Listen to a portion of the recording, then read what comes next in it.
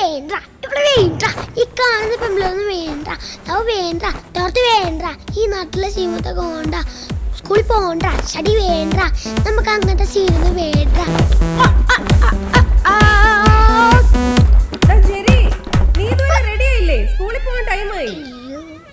മോനെ അതാ വന്നു. എടാ ടോം, ടോം എന്താ? എടാ ആ സ്പാനറോ പ്ലെയറോ ആ ടൂൾ ബോക്സ് എവിടെ ഇരിക്കുന്നേ? അതവിടെ ഉണ്ട്. കുടുങ്ങി കുടുങ്ങി.